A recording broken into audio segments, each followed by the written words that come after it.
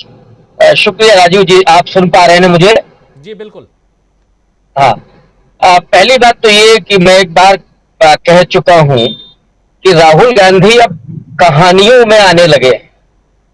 और जब कोई भी राजनीतिक नेता लोगों के बीच कहानी बनने लगता है, किस्सा बनने है, लोगों की जुबान पे आ जाता है, तो वो पूरे देश में अत्यधिक लोकप्रिय हो जाता है। ये उसका पैमाना है।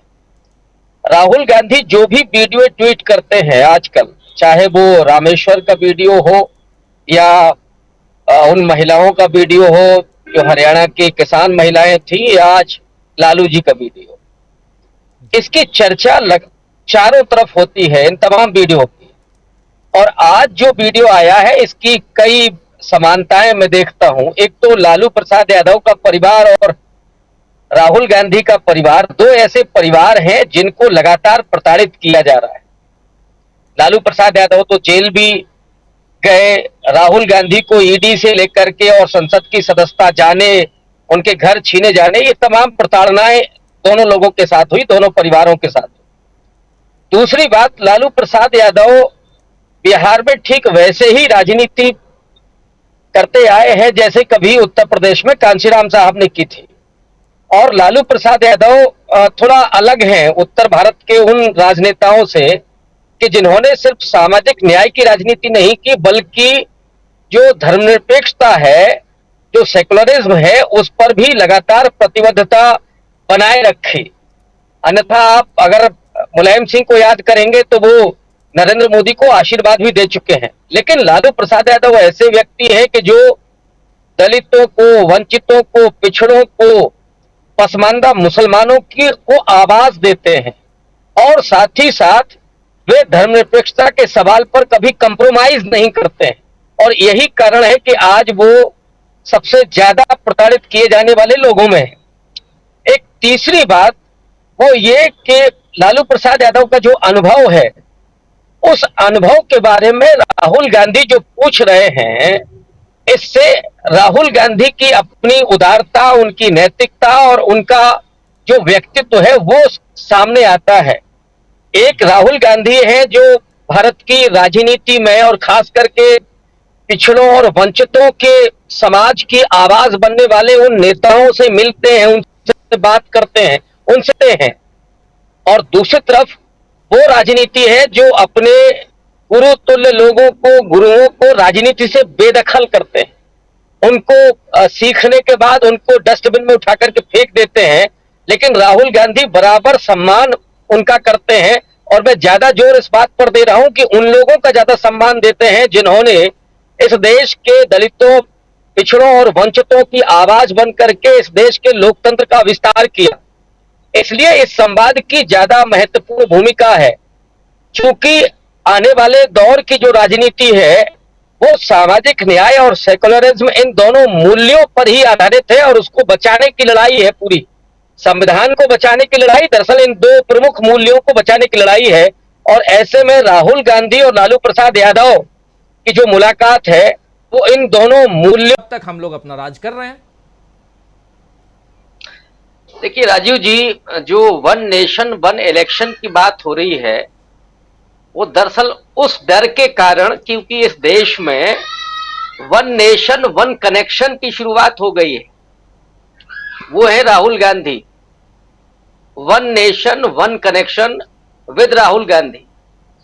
और यही कारण है कि अब वो एक नया शिकूफा आया है इंडिया अलायंस के बीच में। उसके केंद्र में अगर कोई सबसे मजबूत फोर्स है जो सबको जोड़ करके रखे हुआ है, नीतीश जी ने निश्चित रूप से बड़ी पहल की है। लेकिन राहुल गांधी ने बार बार इस बात को रेखांकित किया कि कांग्रेस पार्टी कुछ भी सेक्रीफाइस करने के लिए तैयार है, कोई भी समझौता करने के लिए तैयार है इस अलायंस के लिए। और लगातार वो यात्राओं पर हैं। भारत जोड़ो यात्रा खत्म नहीं हुई है। तो जो उनके साथ कनेक्शन बन रहा है इस देश के लोगों का, विपक्ष का, उसकी घबराहट आपको सीधे तौर पर दिखाई पड़ रही है नरेंद्र मोदी के यहां से। और इसीलिए ये तमाम पैंतरेबाजी हो रही है। जो गर्ग साहब की चिंता है, ऑब्वियस है कि वो चिंता हम सबकी है, और इस तरह की कुछ धुंधली चीजें दिखाई पड़ रही। लेकिन मुझे बहुत ज्यादा विश्वास नहीं होता इस बात पर कि नहीं होगा। नो डाउट कि मोदी जी ये कोशिश कर रहे होंगे कि किसी भी तरीके से, और जैसे जैसे वन नेशन वन कनेक्शन बढ़ता जाएगा और ये इंडिया अलायंस और मजबूत होता जाएगा, लोगों का विश्वास इसमें बढ़ता जाएगा, डेफिनेटली मोदी जी कोई कोशिश करेंगे। लेकिन भारत बेहद वैविध्यपूर्ण है, और मैं इसे उस इतिहास के रूप में भी देखना चाहता हूं और सैद्धांतिक रूप से भी। जी। देश की आजादी के समय चर्चिल से लेकर के बहुत सारे पॉलिटिकल साइंटिस्ट ने भी इस बात की आशंका की थी कि ये भारत एक राष्ट्र के रूप में चल नहीं सकता, बहुत जल्दी टूट जाएगा। और एक सिद्धांत भी डेमोक्रेसी का कि जो गरीब और अशिक्षित लोगों का लोकतंत्र होता है वो बहुत जल्दी तानाशाही में तब्दील हो जाता है। लैटिन अमेरिका और अफ्रीका के तमाम देश इस बात के उदाहरण रहे हैं। तो एक ये भी आशंका थी उसी समय कि डेमोक्रेसी भारत में नहीं चल सकती लंबे समय तक, एक झटका भारत ने खाया भी। लेकिन तब से लेकर के और अब तक भारत के लोगों ने, और उसमें मैं बहुत बड़ी भूमिका, गांधी जी की भूमिका तो 48 में उनके देहांत के बाद खत्म हो गई थी। जो असली लोकतंत्र की शुरुआत होती है वो पहले चुनाव और दूसरे चुनाव से, उसमें डॉक्टर अंबेडकर, जवाहरलाल नेहरू और उनके तमाम इर्द गिर्द जो लोग थे, उन्होंने जो इस देश के लोगों को पॉलिटिकल ट्रेनिंग दी, जो डेमोक्रेटिक कल्चर डेवलप किया। और पहले इलेक्शन पर अगर आप गौर करें तो नेहरू जी सिर्फ अपनी कैंपेन नहीं कर रहे थे पार्टी की, बल्कि लोगों को वोट डालने के लिए जिस तरह से शिक्षित कर रहे थे, प्रशिक्षित कर रहे थे, उसने इस देश के लोकतंत्र को खड़ा किया था। आने वाले दौर में वो बेहद मजबूत हुआ, और विविधता इस देश में उत्तर से लेकर के दक्षिण तक। क्या दक्षिण भारत इस बात को बर्दाश्त कर लेगा? और सबसे ज्यादा कि इस देश का जो वंचित तबका है, जो दलित, पिछड़ा और आदिवासी तबका है, जिसे इस देश के संविधान और लोकतंत्र ने जिंदा किया है, एक मनुष्य के रूप में जिनको पहचान दी है, क्या वो इसको बर्दाश्त कर पाएंगे? वो दौर और था जब इन समुदायों के भीतर ये चेतना उतनी नहीं थी। मैं ये भी नहीं कह रहा हूं कि बहुत ज्यादा चेतना व्याप्त हो गई है लोगों में, लेकिन एक बड़े हिस्से में ये डेमोक्रेटिक चेतना, कॉन्स्टिट्यूशन को लेकर के भावुकता, और इस देश के डेमोक्रेसी को लेकर के जो चिंता है, वो चिंता नरेंद्र मोदी को ये करने के सामने खड़ी होगी। और इसीलिए मुझे लगता है कि वो चाहते हुए भी ये करने की हिम्मत नहीं करेंगे, क्योंकि हिटलर का भी जो हश्र हुआ था, अगर मोदी जी पढ़ते लिखते हैं तो वो भी याद करते होंगे, क्योंकि फिर लोग और देश और डेमोक्रेसी माफ नहीं करती है।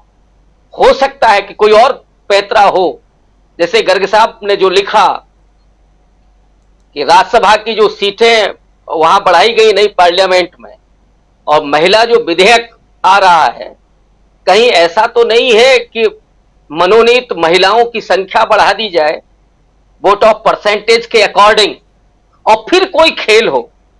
मैंने जो लेख पढ़ा गर्ग साहब का, उससे मैं बहुत हद तक सहमत हूं, लेकिन चुनाव ना कराने की हिम्मत मोदी जी नहीं कर सकते।